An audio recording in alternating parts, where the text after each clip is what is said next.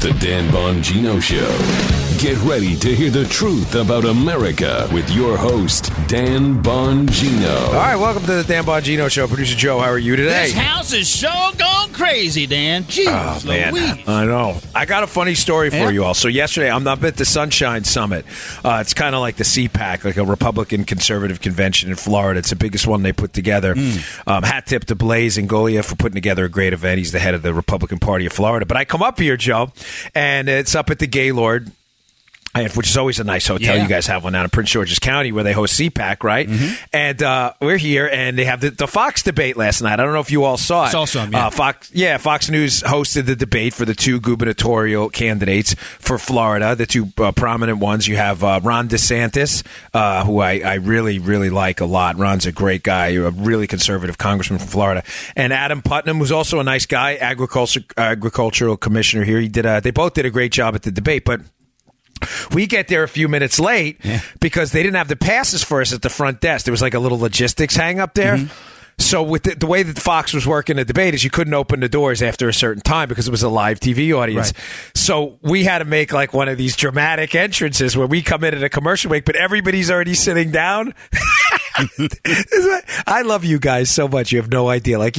This would never happen to young Daniel when he was a kid, right? I was a comic book reading, weightlifting, taekwondo, aikido, Brazilian jiu-jitsu guy who only cared about like boxing and comic books when I was a young kid. We had no money, no nothing. Yeah. So me, my wife, and my two kids, we walk in at the commercial break, and this big round of applause. People are getting up, all the Fox people on the stage, like, what's going on back there? All right. Good deal, dude, man. So I sit down. We finally get to our seats because there's a commercial break. Like, dude, you got to go. Like, people are starting to get up now and clap. So we sit in our seats. I'm sitting behind David Webb, and my wife's sitting next to Deneen Borelli from Conservative Review. And my daughter, my 14-year-old daughter, looks at me. She goes, Dad, that was awesome. I was touched. She said, I'm very proud of you. Right. And I was like really touched by that because we don't get out a lot, Joe. Yeah. Joe and I do the show from a home studio to keep the costs low. And, I don't mean to draw on. I feel sometimes, folks, like, I need to give you guys a big thank you because what you did that for me. That's not my skills or anything. You listened to the show. You made the show this enormous behemoth in the conservative movement. It's you. And that small moment made all the early mornings and the hard work and the Fox hits late at night and hosting Levin and all the 4 or 5 jobs worth it. So thanks a lot. It was really you and Joe. I'm telling you, I swear I am not messing with you, brother. Yeah. At least 2, if not 4 or 5 people, because I couldn't keep track of how many people were screaming in my ear. At least 2 people came up to me and said, "Where's Producer Joe? Where's Producer Joe?" I said, "He's up in Maryland. Yeah. He's up in Maryland." I said, "I'll try to bring him down for one of these things." Thanks. So, yeah. All right. A lot to talk about today. Rosenstein yesterday up on the Hill. The media, of course, wants to jump down Trump's throat for a deranged maniac again who goes into the Capitol Gazette, shoots a place up, kills people instead of mourning, which is what we should all be doing when something like this happens. The media, of course, these people want to paint Trump and Trump calling out the media for lies as the cause of all this, which is completely, utterly outrageous and ridiculous. I mean, think about it. You have Maxine Waters, right, who is actually calling for people to be harassed. Now, Joe, you and I, to be crystal clear, because media matters and these idiots at the Daily Beast who called out Sean Hannity and others, even though Sean said the opposite of what they say. Well, you and I have been clear on this. Have we not from the start when it comes to this type of thing? People are responsible for their own actions. Bernie Sanders is not responsible for the imbecile, the maniac killer who shot up the baseball field. No, you are responsible for your own actions. Sure. End of story. Having said that, I don't agree with calls for people to be harassed. They are not related, though. If you hear that and you go out and do something violent, it is not Maxine Waters' fault. Right. Maxine Waters' fault is being an idiot herself and calling for people to basically harass people in public, which is immoral. But violent acts by people, that is their fault. Because, folks, this is very important. The effort to blame Donald Trump, to blame other people, once you go down this road, you play right into this game. this free speech suppression game where speech is violence. Speech is not violence. Speech is speech. Violence is violence. And once you go down that path, people who want to destroy the constitutional republic, the maintenance of free speech, and your big R rights granted you by God, nobody else. The state does not give you the right to speak freely. God did. That Constitution may protect it, but it grants you nothing. The problem with falling into this trap, whether it's blaming Maxine Waters for violence or blaming Donald Trump for what happened yesterday, is you play into this dangerous anti-civil liberties path where people equate, Joe, speech with violence. Right. They are not the same thing. And it is an effort by people who are statists and people who want to empower the state to suppress the free speech of others so that they don't have to debate in an open forum. Right. When free speech is out there, Joe, what gets out there? Facts and data. When facts and data don't comport with your socialist arguments and your big-ass state arguments, that becomes uncomfortable for you. So what's your natural instinct? To want to suppress that. This is dangerous stuff. We should never fall in that trap. And shame on all these people who took cheap shots at Sean Hannity. I was on his radio show yesterday when he made crystal clear that he absolutely disagrees with the rhetoric of Maxine Waters, Michael Moore, who's now saying, oh, we need to start sacrificing our bodies or throwing our bodies out in front of Trump. This is horrible stuff. But this is not – you are responsible for your own disgusting, disturbing actions if you decide to ever engage in violence. Hence the last 4 or 5 shows where Joe and I have been begging people to walk back from this path. Please. Once you go down that path where violence is the answer, there is no turning back. There's no dialing it down. You've already crossed the red line. All right. I just wanted to get that out there about the shooting because there was just so much disturbing stuff. People just immediately, Joe, right to the narrative. Yeah. Oh, yeah. Body still on the floor. Right to the narrative. It's just disgusting. I was appalled. Jennifer Rubin at the Washington Post being one of the worst offenders. All right, let me get to the show. That was kind of an interesting opening. I've been changing up the openings lately. Yeah. So if we ever put this show on terrestrial radio, by the way, we're going to have to stick to a clock. You know that, right? No, yeah, I'm good with that. Yeah, I'm used to it, yeah. What do you think of that, folks? There's some people out there asking if we should take the podcast and stick it on regular radio for an hour. I like the idea. Yeah, I like it too. We would just have to stick to more of a normal show clock, which you and I never do. No, because it's 7 minutes and we still haven't paid for the show. All right, today's show brought to you by our buddies at Dynatrap. This is the you will not have an insect within 7,000 miles of your home if you use this. All right, I'm exaggerating a bit, but I am not kidding how good this thing is. We put one out front where my wife sits when she does her. Sometimes when she's working from home, she'll go sit out front. Yeah. Florida, the weather. There's not insect within like 10 square miles of the house. So summertime's officially on us, and the only thing more annoying than all this political bickering back and forth are flies, mosquitoes, and other insects invading your home. So we'd like to thank our sponsors over at Dynatrap. Dynatrap is a leading manufacturer of outdoor mosquito and insect traps. And now they've just come out with the indoor Dynatrap Flylight. This thing is great. Especially, you open your doors a lot. You got a lot of bugs that fly in your house. They'll be there for about 10 seconds before the Dynatrap gets them. The Dynatrap Flylight looks like a subtle nightlight. Plugs into any indoor outlet. The Dynatrap Flylight works day and night to attract and trap flies, mosquitoes, and other pesky insects. And I'm telling you, this thing works. I had to change the trap early. It was so good. It's so easy. Slide it right out, new one right in. No problem at all. I've been using the Dynatrap Flylight for, it says in the a couple, I've actually been using it for a couple weeks. And it's crazy the number of flies, mosquitoes, and gnats this thing has caught that would otherwise be buzzing around your house and your food. You don't want these things landing on your food. Ew. My wife and I, that's gross. Trust me, there's nothing more embarrassing and gross looking than hanging up that old school fly paper in your house. That was really horrendous. You never know what kind of bacteria those flies are spreading. Instead, visit Dynatrap.com. That's DYNA trap.com. DYNATRAP. Dynatrap.com. And enter the promo code Bongino.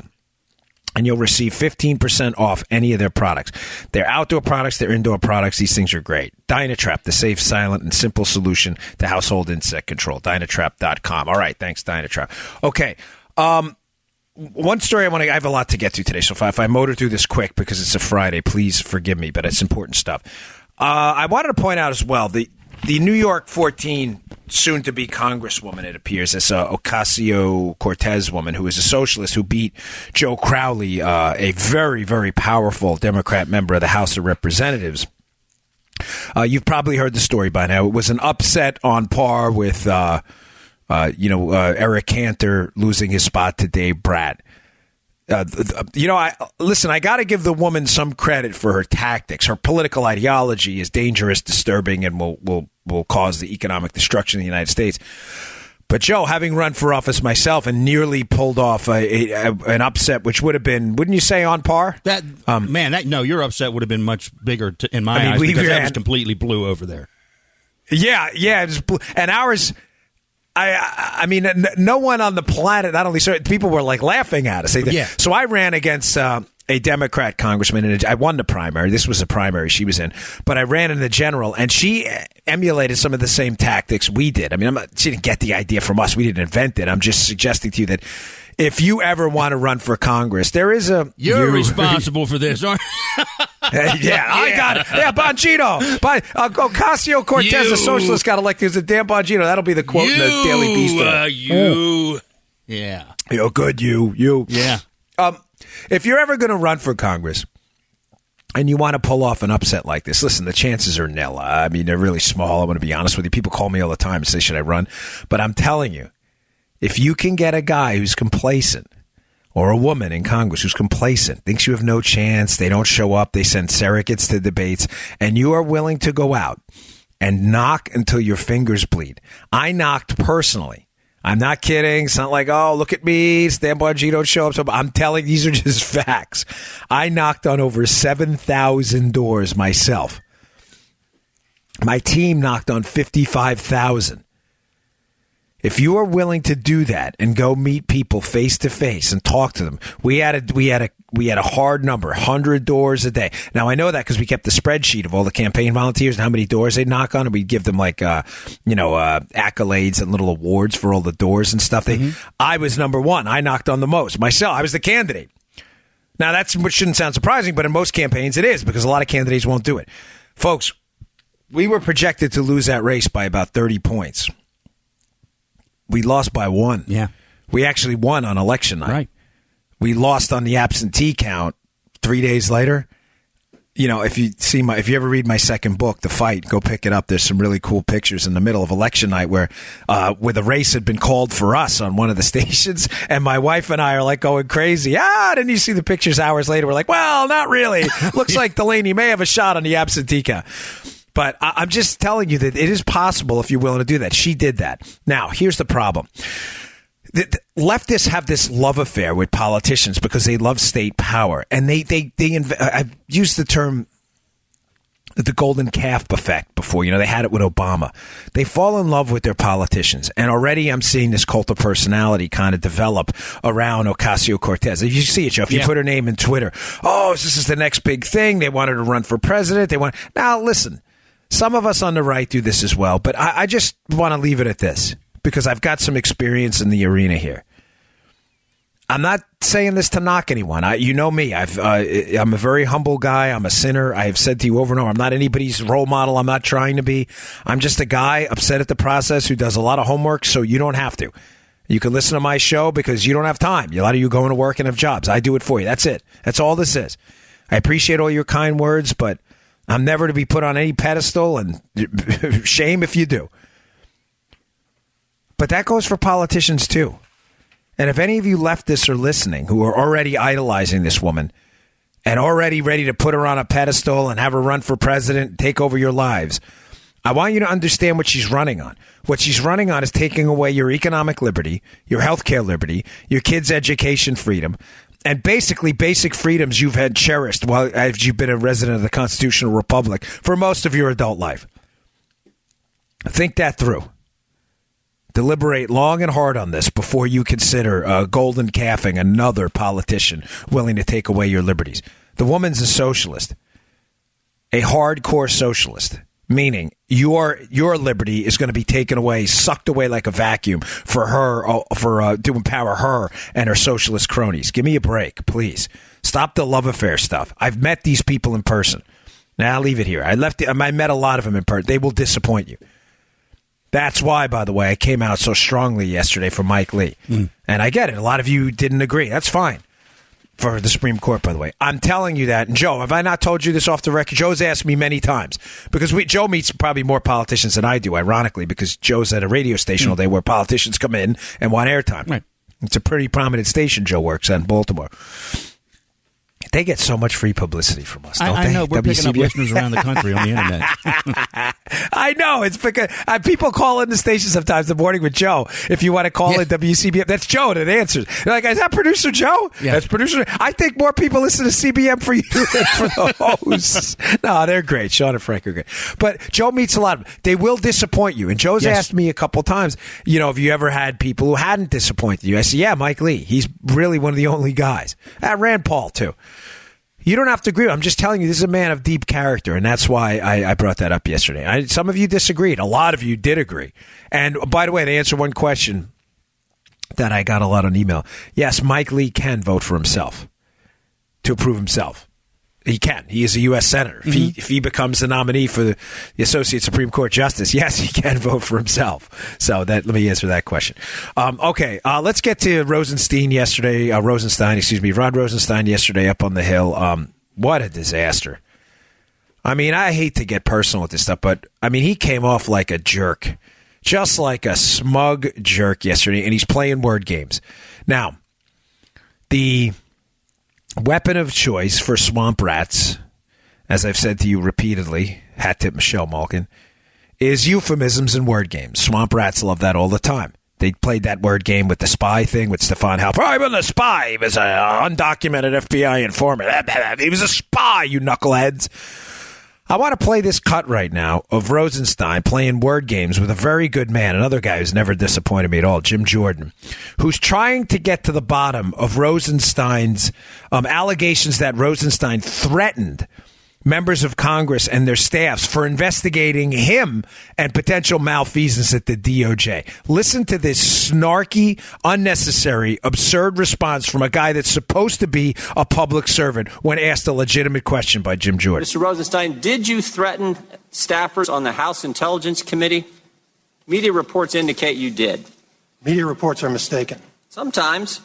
But this is what they said. Having the nation's number one law enforcement officer threaten to subpoena your calls and emails is downright chilling. Did you threaten to subpoena their calls and emails? No, sir, and there's no way to subpoena phone calls.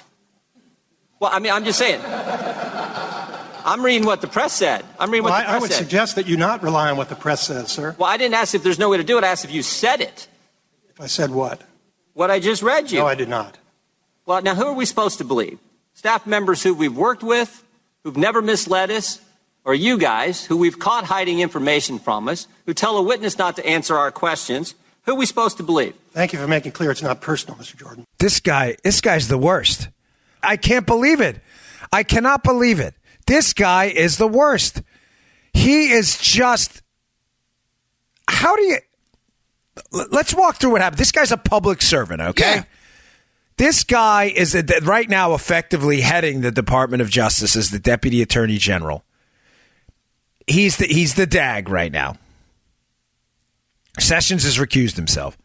There are credible allegations by media outlets that he, while being asked about his actions during the Hillary Clinton and the Hillary Clinton investigation, the Spygate investigation, that Rosenstein responded by threatening to subpoena the phone calls, the phone records of members of Congress. In other words, he countered, you're going to investigate me?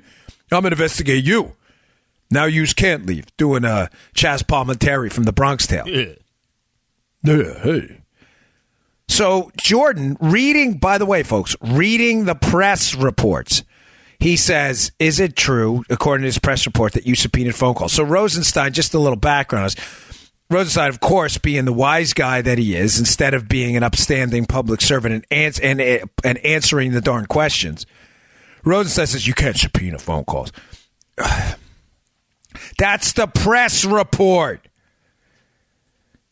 Yes, he's technically right. Jordan's quoting what he means is A subpoena, which is not a warrant. A subpoena, duce tecum or ad testificatum. Duce tecum is produce documents or produce papers, produce records. A subpoena ad testificatum is a subpoena you get to go testify. It just means it's a court document that you have to produce a document, produce stuff, or you have to show up. Simple as that. A warrant is different. A warrant is you get a search warrant where you have to produce a probable cause statement, why you think evidence exists in a certain location, why you think a crime was committed. That's different. To get phone calls, in other words, to wiretap a call, yes, you are going to need a warrant to do that. The whole Title III process, it's complicated. To get phone records, you just need a subpoena. You can just basically walk into a United States attorney, ask for the records, produce why you need them. They will draft up a quick subpoena. It's signed off on. You go give it to the phone company. That's how it works. So instead of answering the question honestly, what does he do? He goes back to euphemisms, word games. Well, you can't subpoena for. He knows exactly what Jordan was saying. He's just being a jerk, and he's playing word games. Now, Rosenstein is doing this because, as I said to you yesterday, he is knee-deep in this whole thing.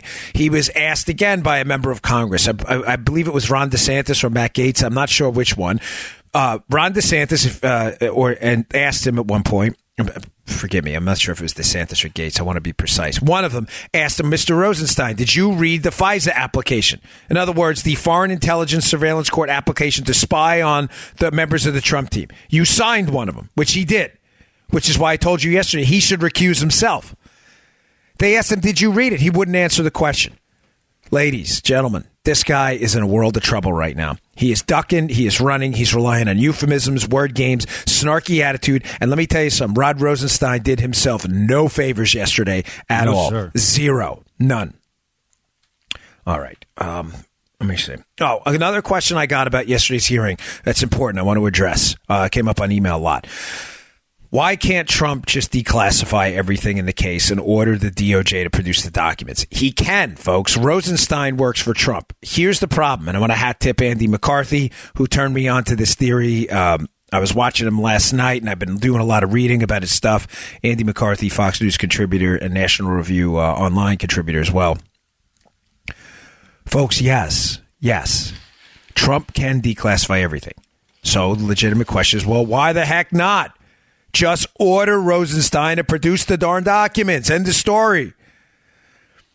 McCarthy says, and I believe he's basing this on strong sourcing. I know Andy well. Andy knows a lot of people. That Trump's getting really bad advice, folks. He's getting bad advice from insiders who are afraid of an obstruction of justice charge. Joe, by the way, again, what was the purpose of Bob Mueller? To throw a wrench into the Trump presidency and hide the mistakes in the Clinton team. By the way, don't go anywhere on the show. I've got another bombshell on that one, by the way. But apparently Mueller and Mueller's team have gotten under the skin of people in the White House, and they're afraid. They're afraid anybody who gives advice otherwise will be brought down by an obstruction charge by Mueller. Anybody who even tells Joe Armacosta, who's now filling the role of President Trump, Joe, you can declassify this whole thing. That if I say it to him, that I could be brought up on obstruction too. You get what I'm saying? Yeah. Everybody at the White House is running scared of this Mueller probe, which was the whole purpose of the Mueller probe. It was never there to investigate Russia. It was to make sure the Trump team was pinned in the corner with these ridiculous charges and the Clinton cover-up would be allowed to continue. So McCarthy's theory is that they're afraid, Joe, that if they intervene in this in any way by telling Rosenstein, produce the documents now, yesterday, they're afraid that they're going to be roped into an obstruction charge. Now, I know Andy, like I said, I'm not name dropping, folks. He doesn't say things flippantly or haphazardly. I think he's right. So the answer to your question is yes. And no. Yes, Trump can declassify and order Rosenstein to put everything out there tomorrow. No, they won't, because the Mueller team is under their skin, which is a real travesty, folks, because justice is not being done at all. And Rosenstein should be ashamed. That sound clip, that is what. Just answer the question, man. You know, I said something. I got to read here, but this is important. When I was a Secret Service agent, I don't remember this at all, Joe. I don't know if I brought this up on the show yesterday or maybe on NRA TV, but I was when I was an agent, if the White House said something or the DHS secretary said something or you got a call from Congress, Folks, I'm just telling you the facts. You can agree with this or disagree with this, but nothing would make me prouder than to say, yeah, we stood up the Secret Service, all these agents, and we didn't take guff from any. No, that's not what happened at all. When I was an agent, if you got a complaint from the White House staff, God forbid the president, the DHS secretary, or a member of Congress, it was a big deal. It was a huge deal. You got a talking to real quick. Right quick, as they sit down here. You got it. I mean, and it was usually a stern one. Yeah, sure. I was not an FBI agent, but I did notice, it's not a knock on the men and women who are actually doing the grunt work out there, but at the management level of the FBI, I did notice in some of my dealings with them that there is an institutional kind of calcification, like, no, where, you're not going to touch us. Like, you don't know, we've been around forever, and you're going to disappear, and we can investigate you. I did kind of notice a standoffishness, and I never sensed that anywhere else. And I don't know, Joe, if it was with the Secret Service and the DEA and the ATF, the fact that we're out there working with actual street cops all the time, that gave us more of a fear of the Washington, D.C. machine. You get what I'm saying? Like, we were more cops. Yeah. With the Secret Service, you're doing a security plan. You're out there. You're on the ground. The cops are, when you're doing a security plan for an airport with the Secret Service, 99% of your plan are cops. Yeah. There's probably 10 agents on the ground. There's probably 200 cops. You better kiss their butts. Sure. You know what I'm saying? Get along because here. They're the one. Right, you're darn right. Let's get along, or they'll pull their people, and you'll be screwed. You'll be left with, Joey Bag of Donuts manning the fence outside JFK Airport. Ugh. Joey, you know who'll be next? Shifty, Shifty be out there. It'll be Shifty. Hey, Shifty, you got that guy? You at a checkpoint watching those pins? Yeah, you'll have nothing. The DEA, same thing. These DEA guys, they work major drug investigations with cops and task forces. ATF, same thing. The Bureau guys are very insulated. The management level Bureau guys are very insulated. And I think they get this feeling like it's us against them. We can investigate anyone we want for any reason. We're going to do what we want. The Bureau and DOJ guys, they get this feeling like, hey, man, you're not going to encroach on our turf. It's not your turf, dude. It's our turf. You work for us. You're not an independent branch of government. You're not. I don't know where Rosenstein's getting this, but I'm just, as a guy who's been there, boots on the ground, work with these people, I feel an obligation to give you an insider's perspective of what I think is happening. I mean, it's not obviously a scientific analysis of the psychology of management at the FBI. I'm just telling you in my experience. Our guys are on the ground every day working with real cops, real time, real people. And you almost get this fear. I'm not saying that it's great that the Secret Service was terrified of the president. They were. I mean, we probably should have stood up for ourselves a little more. But, man, you got a call from Congress. It was over, Johnny. And they complained. Oh, man. I remember a Nassau County executive complaining. The guy wasn't even like a national level politician. And the boss was like, hey, man, we got to fix this. I'm like, why? He didn't want to, I forget what it was. He didn't want to go in the back door. He wanted to walk in the front door or something like that till he looked all important. I'm like, no. He can go in the back door. The boss was like, dude, you better fix this quick. Right quick. Happens all the time. All right. Today's show also brought to you by our buddies at We the People Holsters. Folks, these are the best holsters out there. I love these things, and you're not going to beat the price. I've been getting tons of great feedback. I send them on, by the way. If you have great feedback about one of our sponsors, which we always get, I send them right on to Westwood. They send them right on to the people, so they read them. And when they come from us, they mean something, too, because it shows our listeners supporting these products, and this is a really good one. They sent me a free sample of their holster, and I get a lot, like I told you, I get a lot of stuff here and there, and they want to try stuff out, and people send me books and all kinds of other stuff. I got this. I was like, this is terrific. We the People holsters are custom-made holsters made right here in the USA. They don't use any of these third-party molds. They design them right there in Las Vegas. They cut every mold precisely to fit each gun perfectly. I'm not kidding. You place your firearm in there, I want you to look around how snug the fit is. They update their designs. They add new designs every month. Keeps them up to date on new models that come out. When they tell you that their designs are up to date and they do them in-house and use their own molds, they mean it. They measure every micromillimeter of the firearm for the perfect fit. You can adjust the cant and the ride, which is really just an easy way of saying you can make it more comfortable for you. They have 4 holes on the clip that match up with 4 on the holster. So you can change the cant, and you can change the cant while adjusting the ride too on the holster. Make it real comfortable. You can adjust the tension. It's just one screw. Super simple. Tighten the screw. You're done. More tension, tighten the screw. Less tension, loosen the screw. No problem at all. Their custom printed designs are printed in-house. Thin blue line. They have thin red line, Constitution, camo. They have designs for women, an American flag. More come out each month. Their holster start at just $34. It's the best $34 you're ever going to spend in your life. But here's the deal. Every holster comes with a lifetime guarantee. Lifetime guarantee. Every holster ships free. And if it's not a perfect fit, send it back for a refund, which just doesn't matter because it is a perfect fit. Go to wethepeopleholsters.com/Dan. That's wethepeopleholsters.com/Dan. wethepeopleholsters.com/Dan. Use promo code Dan. You'll get $10 off. That means the holster's just $24 with free shipping. Come on. You ain't going to get a better price than that. And by the way, I said to someone the other day, I'm doing this read, Joe. Someone who emailed me, heard it on the show. They do have these kind of one-size-fits-all, like in-the-pants type holsters, right? Mm-hmm. They're the worst. They're the absolute worst.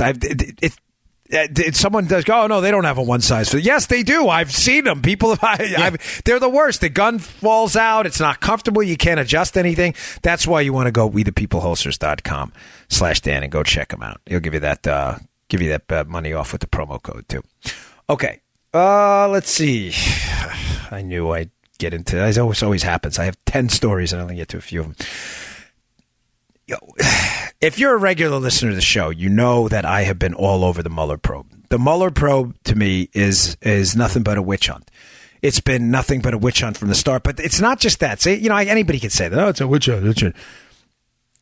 I think I have produced for you over the last 100 shows now, since episode 628 on, the famous 628, pretty solid and substantial evidence that the Mueller probe, at least according to what we know and what sources have said and what's been exposed publicly now by court documents, the Mueller probe is not just a witch hunt on Donald Trump. It's an effort, I believe, to silence people who have information on the Clintons.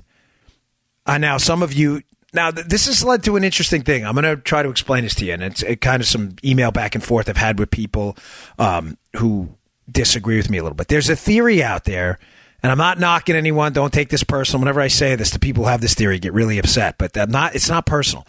There is a theory out there, Joe, that Mueller is in fact a good guy. That Mueller's really engaged in this long-term effort to clean up the government and go after Clinton people. That's why a lot of the people Mueller's been targeting in the probe, whether it's Manafort, Vexelberg, Pinchuk, others, a lot of these people have significant ties to the Clintons. So some of them call it the Mueller white hat theory, that Mueller's really a good guy. Ladies and gentlemen, I'm telling you, sourcing, research, the book, as has been my whole life for the last 6 months, this case, there is almost zero evidence that is true. Mueller has ruthlessly and relentlessly gone after Trump people. He has, at the Flynn case alone, Mike Flynn being arrested and prosecuted for false statements to the FBI while the FBI simultaneously acknowledged there was no signs of deception is evidence alone. Yeah. There's more, by the way. Evidence alone that Mueller is not acting with good intent.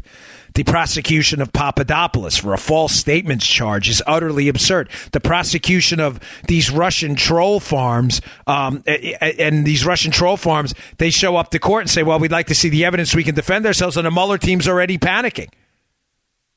Listen, if those Russian troll farms are guilty, go get them. But, man, you better have a solid case, and it certainly doesn't seem now like they do.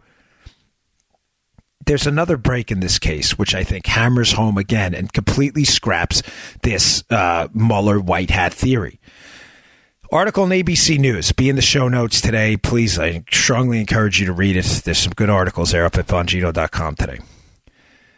Another target, now I always say remember the names, has reappeared again, according to inside sources with knowledge of the Mueller probe. Remember, Joe? Remember the names? Do you remember the name Victor Vexelberg?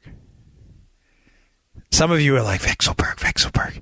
Vexelberg apparently has become a target of Mueller again. Remember the operating theory here. Mueller is targeting people with ties to the Clintons. Why? To shut them up. Because he's not investigating them for their work with the Clintons. He's trying to shut them up on that. He's investigating them for ties to the Trump team, which are loose at best. Here's what I mean. ABC News story. The gist of the story is this. The PIC, which is the Presidential Inaugural Committee, PIC, those inaugural balls and all that, that's not government funded. The security is, but a lot of that is funded by private donations. So the story in ABC News, like they make it out like it's a big conspiracy, Joe. They're like, millions of dollars were donated by oligarchs from Russia, millions, to get tickets to inaugural balls. Oh, my gosh. There were Russians at the inaugural balls. You think this is the first time this is happening? What were they doing there? Building nuclear weapons? No, they showed up at inaugural balls. That's your story? Let me get this straight. That's your story. So we're analyzing Obama's PIC donations too? No, we're not. Of course, we're only doing Trump's. So the story is that a couple of Russians had donated some money to get access to these inaugural balls and events, and had donated the money to the PIC. Now, one of those people, again, under investigation here, apparently, according to ABC News, and what Mueller's interested in, is Victor Vexelberg. Now, again, person number 6,246 that is deeply connected to Clinton operations and some of the things nefariously the Clintons were up to, who is now being investigated because he's already been interviewed. They took him off a plane when he got out of an airport to interview him, apparently, a while ago, Vexelberg. Some of you already know the story, but let me just repeat this, why this is of interest to you. Ladies and gentlemen, Bob Mueller's investigating Vexelberg for what again? For making a donation to the PIC to show up at an inaugural ball? Do you know Vexelberg? You know what he runs? Let me see. Vexelberg. What was he in charge of again? Oh, Skolkovo. Remember the Alamo? It's going to be remember Skolkovo. Skolkovo is the 650-pound gorilla in the room for the Clintons. Vexelberg runs the Skolkovo operation. What is Skolkovo? Skolkovo was a Russian attempt to remake Silicon Valley in Russia, to get a technology hub in Russia. And you say, okay, well, what's wrong with that? Well, the problem with the technology hub in Russia is it was being used, according to our intelligence agencies. The Skolkovo project was not being used to develop technology in so much as it was being used to steal military technology to use, that the Russians would use. And there are credible allegations out there that some of the technology stolen was used to build a deadly hypersonic missile, which would be used to kill us, our American soldiers, and some of our allies. Skolkovo is the scandal. Folks, I can't hammer this home to you in strong enough terms. Skolkovo is the scandal. What does this have to do with the Clintons and Vexelberg? Vexelberg is the grand poobah of the Skolkovo operation. He is running this thing. 17 of the 20-plus companies that participated in the Skolkovo project donated significant sums of money to the Clinton Foundation, folks. To the Clinton Foundation. Vexelberg was running this. Vexelberg has what is the allegations against the Clinton Foundation have been from the beginning that it's been an influence operation to get money for the personal benefit of the Clintons while using government power. Those have been the allegations from the start. If one of those things is the Skolkovo project and companies involved in a Skolkovo project, a project that the Russians used to steal sensitive military technology to build the world's most dangerous weapons, if the reason a blind eye was turned, and it was, Joe, blind eye, everybody's closing their eyes to Skolkovo, if the reason was because they paid and lobbied people in the United States and paid money, some of these companies, to participate and make all that go away. Oh, boy, do we got trouble. Vexelberg is another guy who's the list goes on and on and on of people investigated by the Mueller team for, at best, loose ties to the Trump team while deeply involved in some of the Clintons' questionable behavior. Guys, ladies, if Mueller was a white hat, why isn't Vexelberg under investigation for these operations with the Clintons and Skolkovo? And some of you may come back and say, well, Dan, you don't know he's not. Okay, fair enough. I don't have conclusive proof. That Mueller, and let me just be clear with you, because this is I'll humble myself here gladly. If it turns out in 2 months, 3 months, or a year from now that Bob Mueller refers out multiple indictments for Clinton Foundation officials for their involvement in Skolkovo, I will happily, it will be the best day of my life. I am not kidding. This is not virtue signaling or humble bragging. I will come on this show and go, you know what? For the betterment of the country, I'm glad I was wrong. I mean it. Bob Mueller did the right thing. I'm just telling you, there is no evidence of that at this point at all. None. That's actually happening. The evidence here is strong. Mueller's connected to Rosenstein. Rosenstein's connected to Weissman. They all know Jim Comey. This is just a malicious circle of swamp rats. The evidence to me is clear now that Mueller is going after these people to shut them up so they won't talk about the Clinton operation. Vexelberg and Skolkovo. This is the scandal, and they're investigating him for a ticket to an inaugural ball? Are you kidding me? Hey, Victor, you better keep your mouth shut about that other stuff. What other stuff? That Clinton stuff. Oh, I got it. Yeah, then we'll leave you alone on this ticket to the Chick-fil-A ball at I don't think there was a Chick-fil-A ball, but you get the point. It wasn't. I'm just being. You get the point. Now, that's not the only one. I'm not going to go through the litany of people, but because I have some more information here, it again makes me believe something suspicious is going on behind the scenes. Of course, you have Victor Pinchuk as well. Made millions of dollars of donations to the Clinton Foundation. I've seen numbers ranging from $10 to $25 million. This is not an insignificant sum of money. Pinchuk was invited to the Clintons' house. We have the email exchanges. The Clinton team denied any knowledge of that dinner invitation to the house, although the Clinton team set it up. What's Pinchuk being investigated for? By the way, that denial. Oh, we don't know Pinchuk. Pinchuk, we don't remember inviting him to the house. Yeah, we have the email. You invite him to the Clinton's house. Pinchuk's being investigated for a speaking fee to Trump.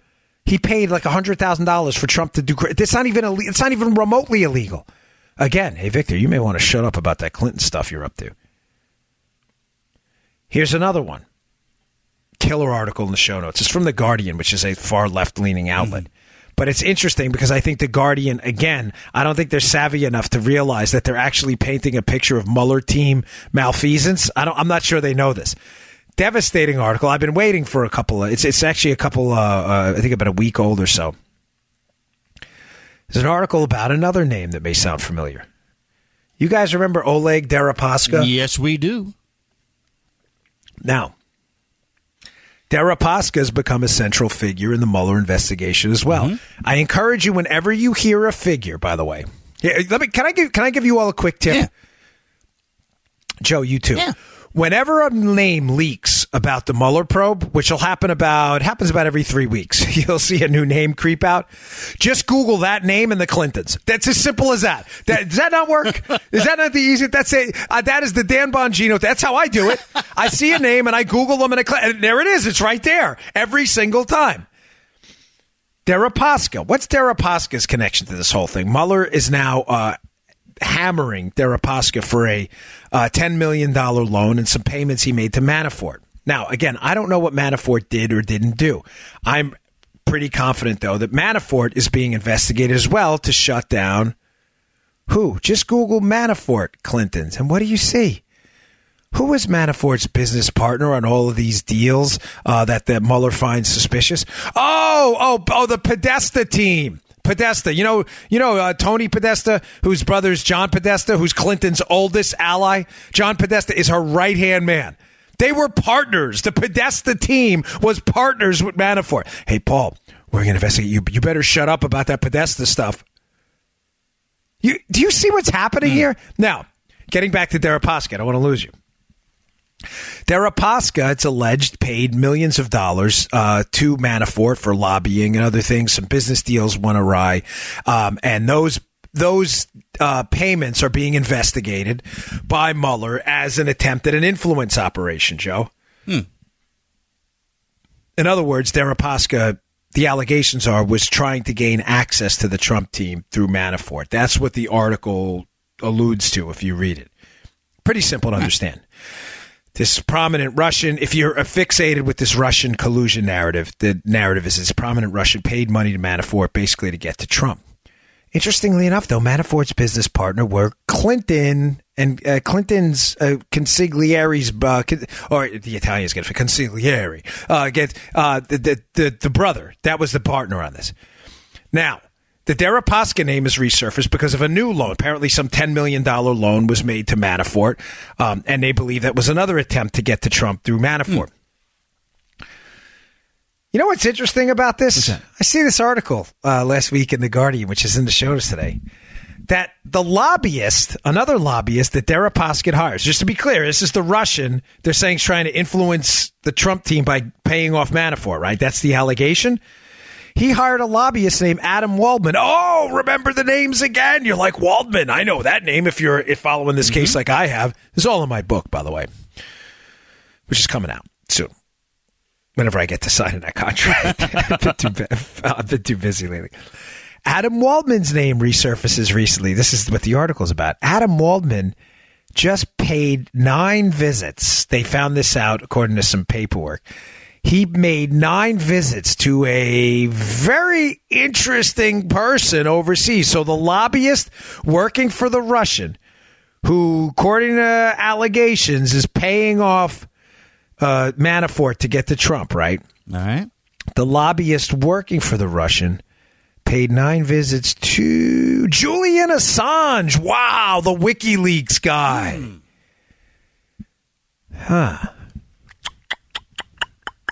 Of course, bells and whistles went off in my head because, again, this is my life for the last 6 months, and I remember the names and make connections quite quickly. Julian Assange, why is he important in this Russia case? Ladies and gentlemen, the entire Russian collusion case is premised on the alleged DNC hack by the Russians. Now, I say alleged because nobody can confirm that the DNC was hacked by the Russians. We can confirm their emails were leaked, but nobody knows if it was hacked. It could have been an inside job. Why? Because the DNC has never let the FBI in there. The DNC had CrowdStrike, a private company with ties to Atlantic Council, Pinchuk, and all these other names. The DNC has never confirmed through law enforcement they were hacked. Do you understand that? Mm-hmm. Put a period past that sentence, take a breath, and digest what I told you, because none of this story will make sense if you don't understand that. The DNC hack was never confirmed by law enforcement, ever. They never got the opportunity. The DNC would not let them in, which, of course, begs the question, well, why not? The Democratic National Committee, the whole case is that the Russians hacked the DNC, stole the DNC emails, and worked with the Trump team to get those DNC emails out there to embarrass Hillary Clinton and help Trump win. Ladies and gentlemen, if the DNC wasn't hacked, this entire case falls apart. Right. Who leaked the, air quotes, hacked emails? That, again, could have been an inside job, may not have been hacked at all. Who leaked them? WikiLeaks, run by Julian Assange. So the guy running the operation that's alleged, they did that. They're not. They did leak the DNC emails that are alleged to have been hacked. Julian Assange, running WikiLeaks, they leaked these DNC emails. A guy who represents, a lobbyist who represents a Russian, who's now under investigation for payments to Manafort. The same guy representing that Russian goes and pays a visit to the guy who leaked the DNC emails, who has been saying the entire time, by the way, Assange, Joe, we didn't get these emails from the Russians. Right. Yeah. You find that a little weird? Shifty! Where's Shifty? Where's Shifty now? So Adam Waldman, the lobbyist, follow me here, who's been communicating with Mark Warner, the Democratic member of Congress, trying to set up meetings with Christopher Steele, trying to set up meetings and coordinating with Dan Jones, Dianne Feinstein's staffer, who's still working with Fusion GPS to get dirt on Trump. This lobbyist who knows all the players in this, Adam Waldman. He knows the British spy who worked for Hillary. He knows the staffer who works for Dianne Feinstein, who's still working to dig up Trump. He knows Oleg Deripaska. He's a lobbyist for him. The Russian who's alleged to be at the center of this, he's paying for access to the Trump team, is also visiting the guy who runs WikiLeaks, who actually leaked the DNC emails, who's been saying the whole time, it ain't the Russians that did it. What the heck is Adam Waldman doing? What the heck is he doing? What is Adam Waldman doing visiting Julian Assange 9 times? Does Julian know where the emails came from? Does Adam Waldman know Julian Assange knows where the emails came from?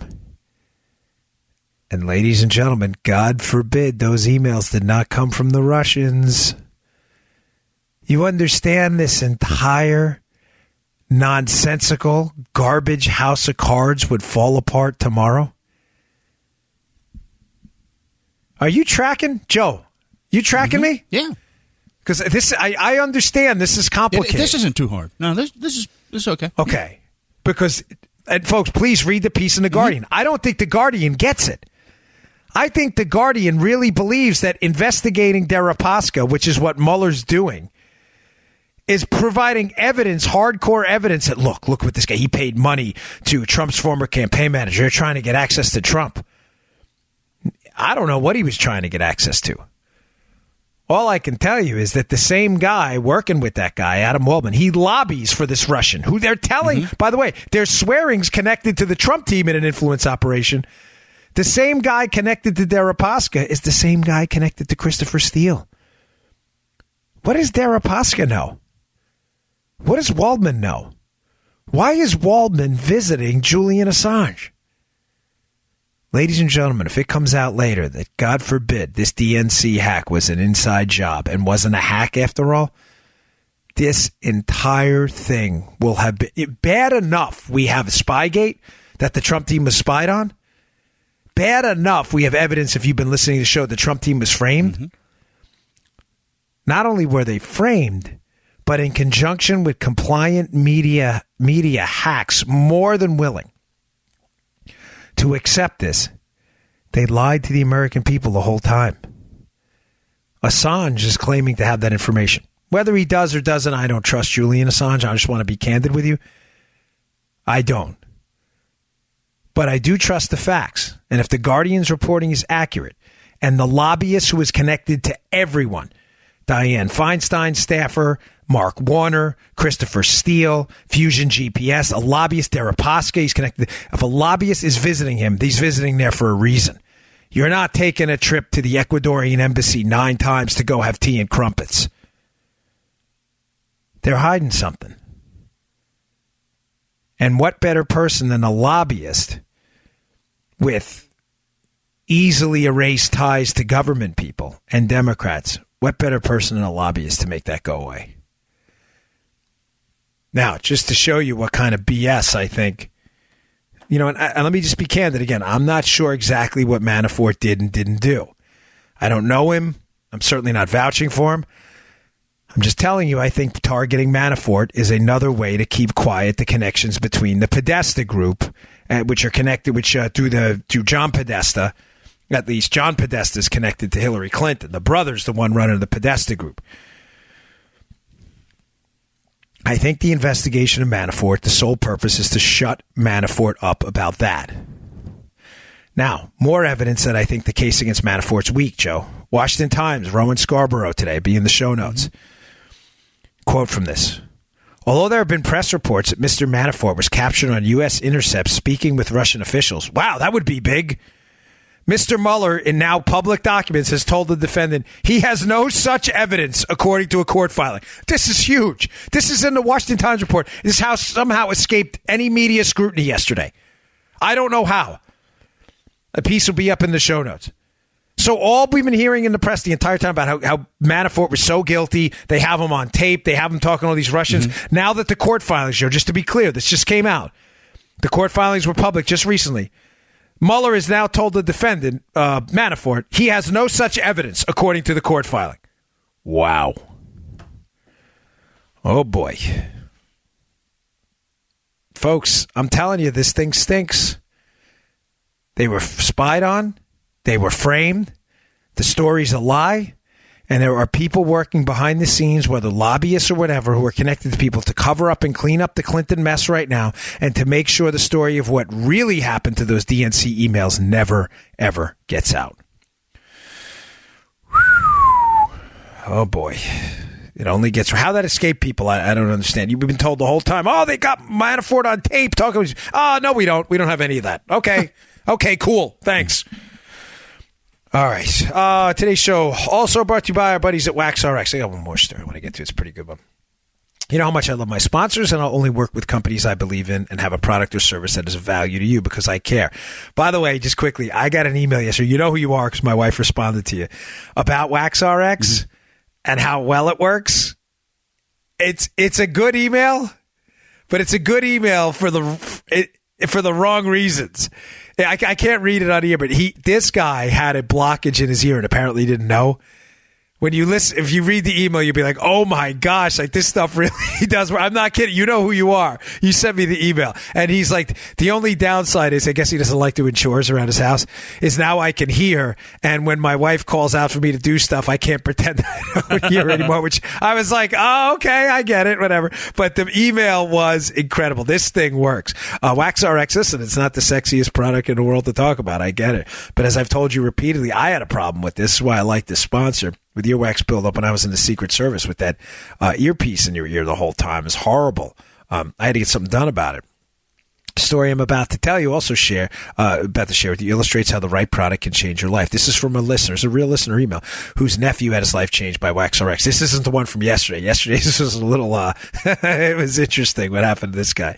My nephew Brandon dreamed of becoming an EMT and entered training.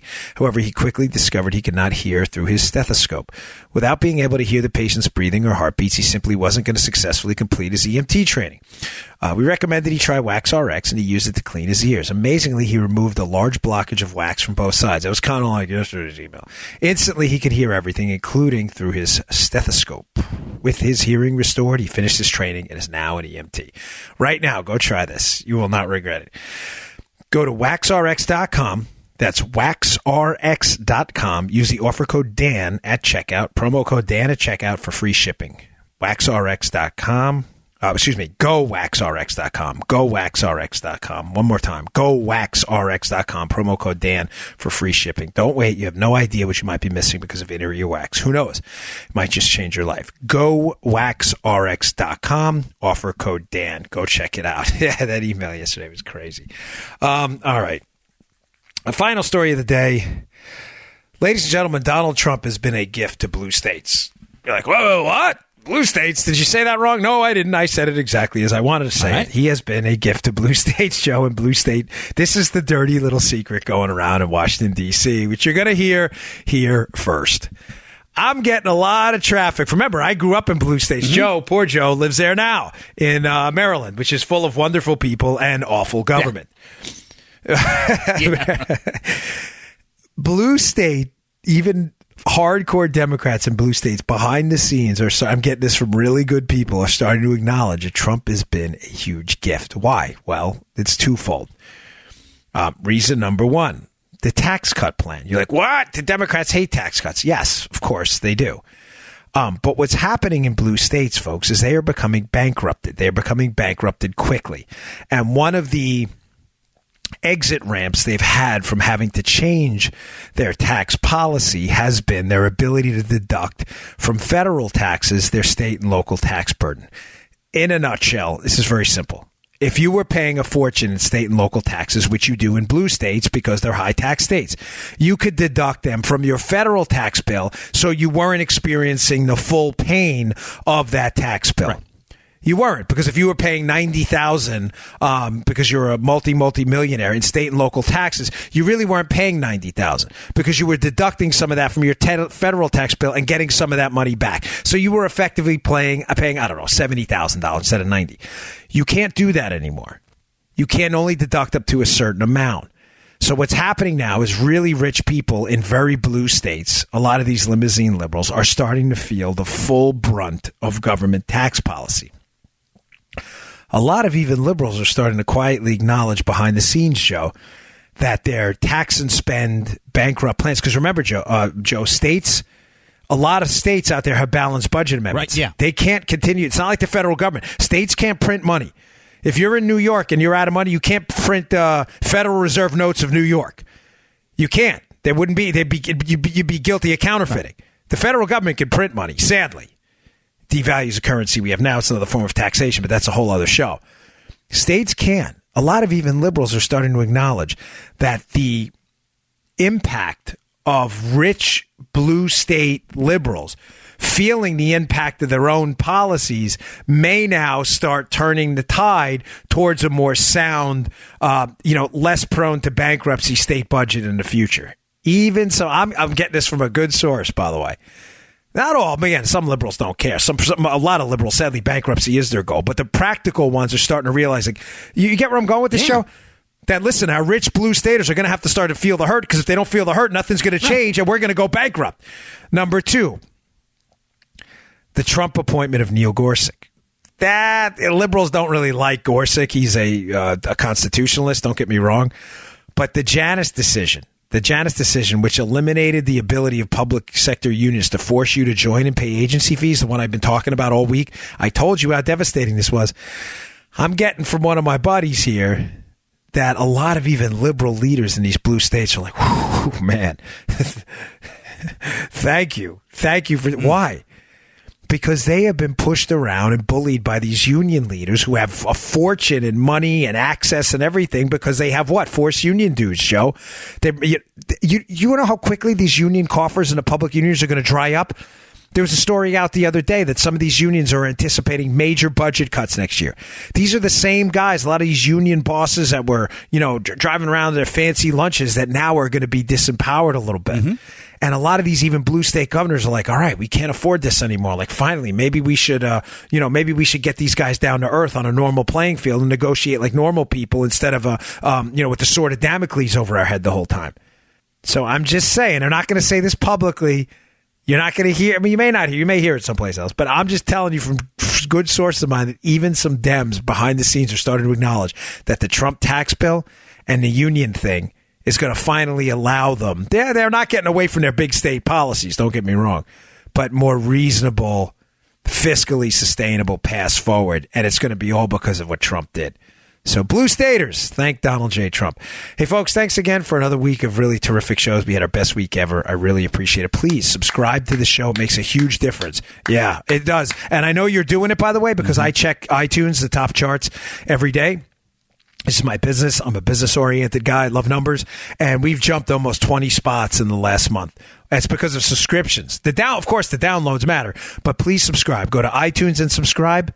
Go to iHeartRadio. You click the follow button. SoundCloud, you can follow us on SoundCloud. Spotify, please subscribe. It makes a big difference. Thank you so much, folks. You just heard the Dan Bongino Show.